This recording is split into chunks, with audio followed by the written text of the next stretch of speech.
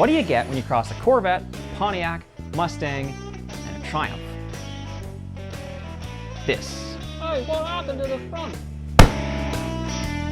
Welcome to the Restomod. The last episode covered some good progress. The remaining Corvette rear suspension geometry is now mounted to our new custom chassis. The body shell has been modified for clearance and strength, a bunch of welding and grinding has finalized everything, and lastly, the body and chassis are now bolted together on the ground. There is more that needs to happen back there, but for now, we'll leave it at that. Today we're pushing out front, and that brings an entirely new set of challenges to work out. So grab a snack, and I'll try to keep things moving. Episode 10 already details our new powertrain setup, so for all the nitty-gritty, check that out. To quickly recap though, this is our 5.3-liter LS4 V8 that we're connecting to a Mustang T5 gearbox using a 1980s Jeep bell housing. Isn't the internet great? A main reason why we are using this combination is it's by far the cheapest way to get an all-aluminum LS these days, albeit with a few issues that need sorting out. They will be dealt with later in the series, but for now we've at least got the overall dimensions to work with and can begin building the car around it. Okay, so it's a little more involved than just an engine swap then, but if you've got a better title, I'm all ears. In case you doubted us, check out the action going on over here. Bam! It fits. That's the beauty of a pushrod V8, they're really not as big as you think. We kept the original Triumph steering rack when we sold off the old drivetrain, and it looks like we might be able to squeak it in there tight to the engine, though it's probably going to need some tweaking. The transmission also fits nicely with just a bit of trimming of the tunnel, so we're off to the right start. Something to keep in mind with this new powertrain setup is it weighs pretty much the same as what the car came with. However, the weight is now lower and further back. It's looking mighty impressive, but before we can start building the front of the chassis, we do need to address the elephant in the room, which is the lack of front suspension. We don't have the Triumph parts anymore. We sold them along with everything else, so they are out of the equation. But due to the hood design, where it hinges forward and has integrated wheel wells, we do need to stick with double wishbone geometry, ideally taking the entire setup from another car. I really can't say this often enough though, the GT6 is kinda small, so compact parts will be needed. With that in mind, here's what we're using from a Ford Crown Victoria. To be completely honest, we actually got these from a 2003 Mercury Grand Marquis, but who really cares? The Crown Vic, or rather Panther platform in general, is probably not the first thing you think of when I say we need small parts. Because, well, they're huge. But let's not get bogged down, as they do have many good points. Between 2003 and 2005, Ford used cast aluminum lower control arms and fairly compact cast iron upper control arms.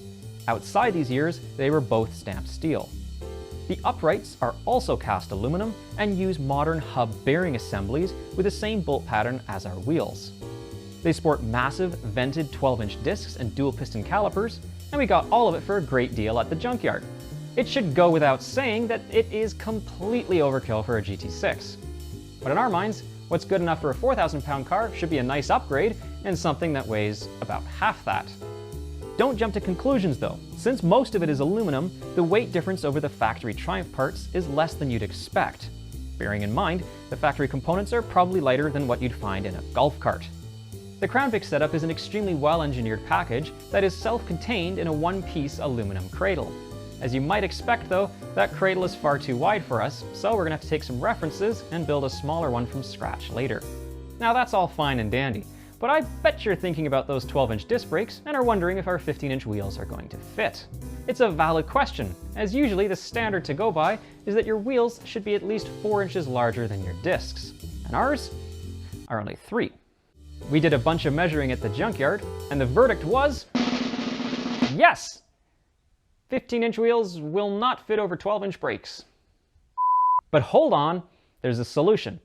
These brakes are going to see drastically reduced loads in our car, so the extremely overbuilt calipers can get shaved down a bit with the grinder. Not a lot, but just enough to make everything work perfectly. We're kind of getting used to dealing with millimeters here. We are so stoked with this win, as our backup plan was to buy a set of slim aftermarket calipers, and not having to is a huge financial relief. Obviously, putting Crown Vic and Corvette parts in a tiny British sports car is extremely unusual, and the science behind setting it up perfectly is complicated, but we don't claim to be experts. Master cylinders, pedal leverage, and biasing will all get sorted out in time, but for now, let's move on. We knew things would be tight, but with one side fully rigged up, it appears we have a better chance of things fitting than we ever expected. We quickly grabbed some axle stands and popped the hood on so we can find out how everything is clearing there. And although nothing is nailed down yet, what we're seeing so far is very comforting. At this point, it may appear a task of just fitting parts into holes, but there's a ton of complicated geometry going on that can easily turn the car into a nightmare, both in terms of designing and driving. Usually, most projects like this will just swap in the entire setup from another car to avoid the headaches. But of course, that's not exactly an option for us. So there's a lot of research and measuring that needs to happen to ensure everything will be okay, and ironically, it all starts back with the differential. Back when we mounted it, we were planning ahead and positioned the pinion on an upward angle. The engine and transmission will need to parallel this angle within a specific height to keep the driveshaft U-joints in sync with each other and within their operating range. Surprisingly small movements make a big difference. Obviously, we don't have a driveshaft yet, but with a bunch of measuring and some trigonometry, currently things are looking fine. So we'll have to keep an eye on this, but can at least move on to the next area of concern. That being, we really don't want to build custom exhaust manifolds. For a number of reasons, but mostly because we've already got some. You've got some? Yes, they're very nice. But currently, they're going to interfere with the upper control arms, and the only solution is to move the engine back and up. So some trimming of the firewall is in order. Well, that's interesting. It's very interesting. We'll keep that bit just in case we ever want to Zeus it back on, but really, what's one more little bit of trimming at this point? I mean, really. It isn't hugely obvious, but sinking the engine back those few extra inches has helped a lot. The driveline angles are still okay, there's a better path for the exhaust downpipes, the upper control arms now have some wiggle room, there's a chance of sneaking a steering shaft through there, and it's also improved the ground clearance under the oil pan a bit. With that, we're satisfied enough to finally begin designing the front frame rails. Our largest ever cardboard template should give you an idea of how things are going to work out. Coming off the main rails under the body, it rises about 6 inches, flattens out, and we'll play around with the rest in due course. The rise allows the lower control arm to extend under the rail, as well as providing a closer target for the upper control arm mounts. The engine mounts will also join here, alongside a bracket for the shocks eventually, so it all seems tight but doable. Typically, the upper control arm would be nearly level across here to prevent the ball joint from being over-articulated. But since the exhaust manifold is in the way, we're having to lower this side a bit. Conveniently, we're not going to have a ton of suspension travel, so the ball joint will be fine. And a byproduct of the more aggressive control arm angle is the wheels will camber in a bit further, which will help us with fender clearance. So all's good. With a plan in mind, we got to marking up the steel beams for cutting. There will be a spliced area here, similar to what we did in the last episode, only this time it's longer and will be plated internally, as we really don't want a quick detached front end. Also marked up are the relief cuts for the first set of bends, and with some clever editing, there they are trimmed out. We'll put some chamfers around the edges for better penetration of the welds, but so far they're turning out nice and symmetrical. They get bent up and tacked for now, so we can verify the angles and mark out the next cuts.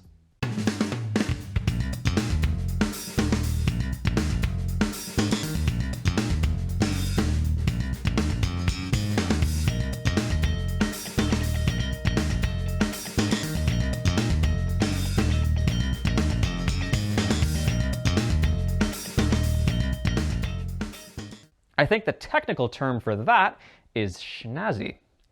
Currently, we're using a couple levels and shims to verify that the rails are indeed even and parallel, as like with the rest of the chassis, lots of other factors will be based off them, and it's kind of important to get it right.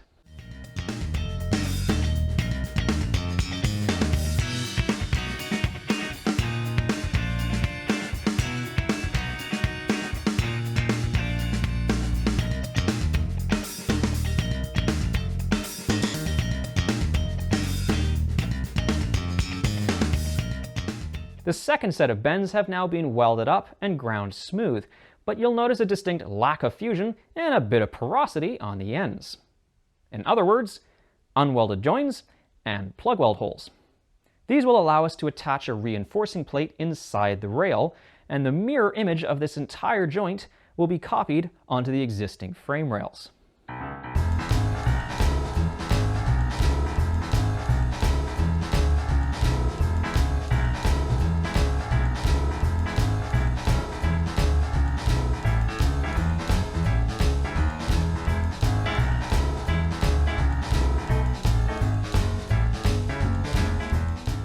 I must say that was some of the less exciting work I've had to do on the car.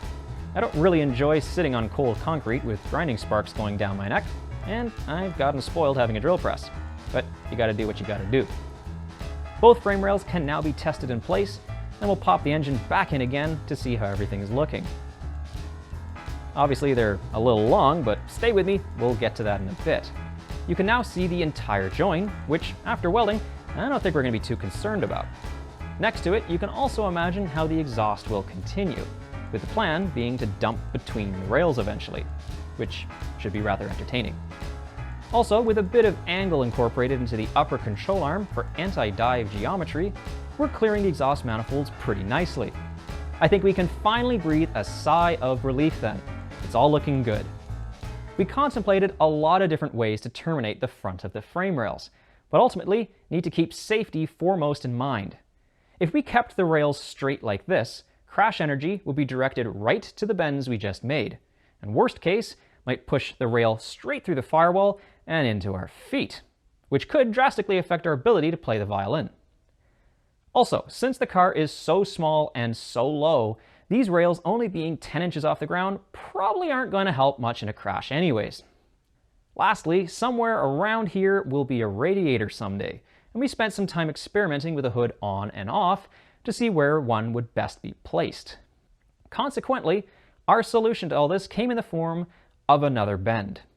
And here it is, a simple solution, if perhaps a bit unusual, but this way we've raised the height of impact protection and added a zone designed to crumple ahead of all the important bits, which you might call a crumple zone. While we're here, we have also fabricated the reinforcing plates to be welded into the joint areas. So let's do some welding and get all this buttoned up.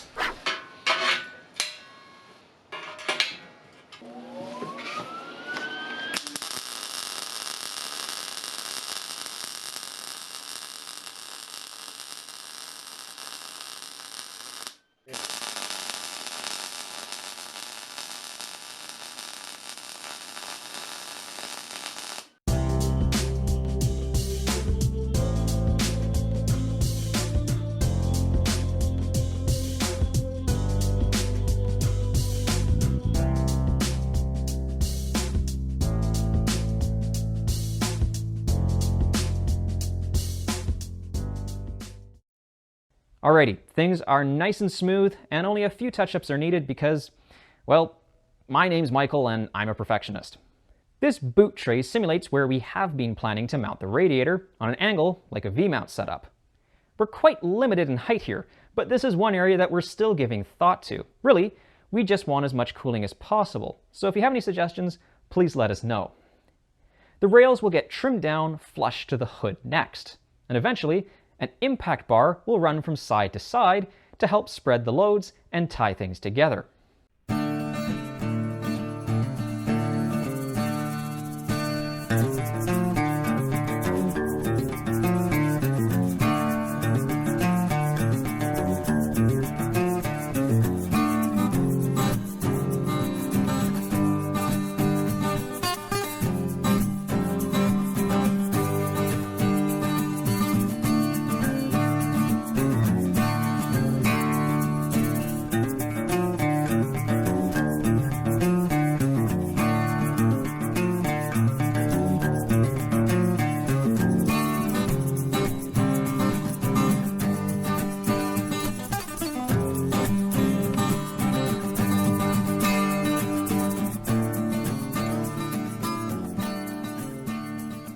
You can see that we elected to thin the rails out near the front. This is because the new crash bar will be located directly behind the old front bumper and will only be about 1.5 inches tall. The 3x3s would have stuck out like a sore thumb before, but now they'll hide up inside nicely for a clean look.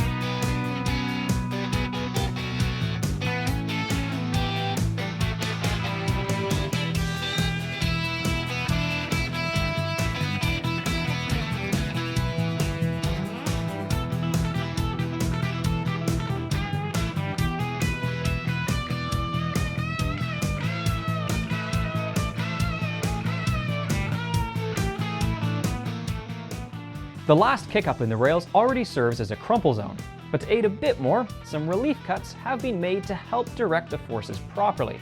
And although we never hope to be in an accident, they are called accidents, and it doesn't hurt to be preventative. Last thing to do here is spend the better part of an afternoon fiddling around with tape measures and levels to get everything absolutely square so we can weld it in.